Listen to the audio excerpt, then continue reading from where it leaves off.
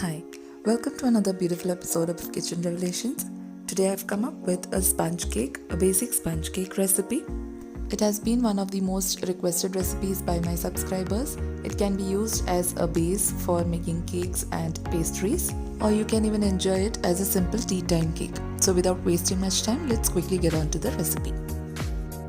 To start with, let's first line the cake tin. I've already cut the parchment papers according to the size of the cake tin and kept it ready.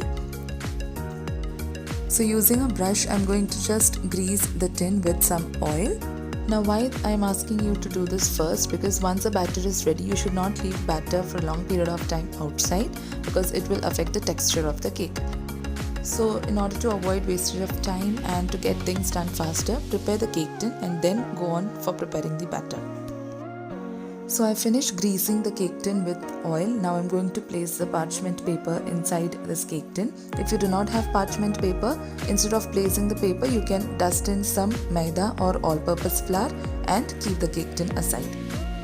This is my mom's recipe and it is a foolproof method for a basic sponge cake. Please watch till the end for useful tips and tricks. So our cake tin is ready. Now let's move on to preparing the batter.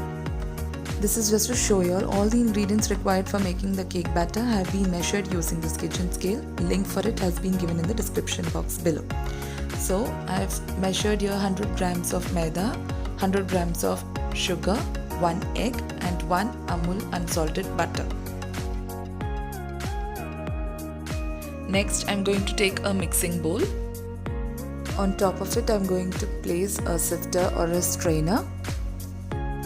Let's first get ready with the dry ingredients and keep them aside.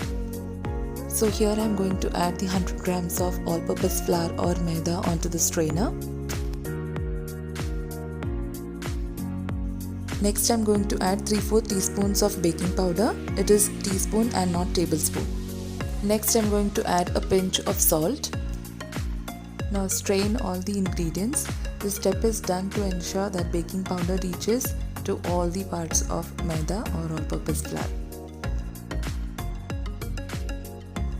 So we have finished sifting the flour. Gently mix this with a spoon and keep it aside. Now let's prepare the wet ingredients. For that, I've taken a mixer grinder jar. Now into this jar I'm going to break open an egg which I've already brought to room temperature. Please do not use eggs directly from the fridge because it will result in a hard cake. Now blend this egg at least for 1 minute or until it turns white and frothy. Next, into this I'm going to add the powdered sugar. It is 100 grams of sugar which I've measured and then powdered. I'll be adding it in 2 batches while blending in the mixer jar. So I finished blending sugar along with egg. Next, I'm going to take the butter. This is unsalted butter and it has been brought to room temperature. Please note that butter, egg and all other ingredients, even milk, everything should be at room temperature. Otherwise your cake will not be soft and spongy. Okay, so I'm going to add this as well in 2 batches because I don't want to overload the mixer grinder jar. Since butter is already at room temperature, you do not need to blend it for a longer period of time. Just give 2 to 3 pulses in 2 batches. So finally our wet ingredients are also ready. Now it's time to mix them. Now in the olden days when there was no whisk or hand mixer, people used to mix the cake batter or any other batter using their hands. So here also, as per my mom's recipe, I'm going to use my hands to mix the batter. So before mixing, keep few things ready: a mixing bowl, a glass of milk, the dry ingredients and the wet ingredients. Into the mixing bowl, I'm going to add the wet ingredients first. You might wonder that I could have added the wet ingredients directly into the dry ingredients, but this works wonders. You have to add dry ingredients, that is a flour and baking powder mixture, in batches and mix well using your hands.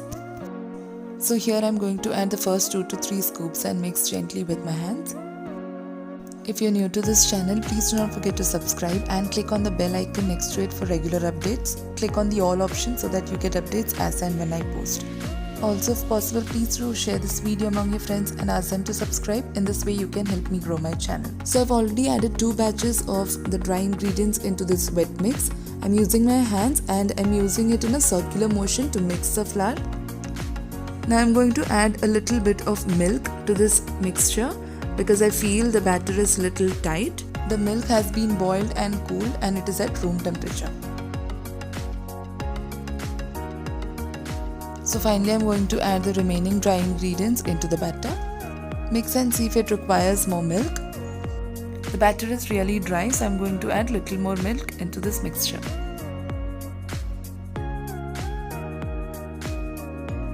Now finally I'm going to add the essences. I'm going to add half teaspoon of pineapple essence and half teaspoon of vanilla essence.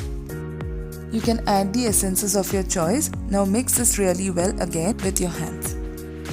Now after the final mixing, your batter should look like this. It should be like a single thick ribbon flowing like consistency. You need to keep on adding milk until you reach this consistency. Please note it should not be too thin as well because it will result in a chewy cake. So I've already preheated my oven to 160 degrees Celsius and now I'm going to transfer this cake batter into this cake tin which has already been lined. Using a spatula, gently level up the cake and bake the cake in the oven at 150 degrees Celsius for about 20 to 30 minutes. So we finished baking and I'd allowed the cake to cool down for at least 1 hour. And now let's see how the cake has turned out. The cake has come out on its own from the parchment paper. You can see the cake tin. The parchment paper is inside and the cake is really smooth and clean from the bottom side. Another way to check is when you press the cake with your fingers, it should bounce back. That means your cake is a success. You can also bake this cake in a pressure cooker by removing the gasket and the whistle, but it will take at least 40 to 50 minutes. So you can see that the cake is really soft and spongy. I bet that you are going to love this cake a lot. Please do try this cake and share your feedback in the comment section below. Thank you for watching Kitchen Revelations.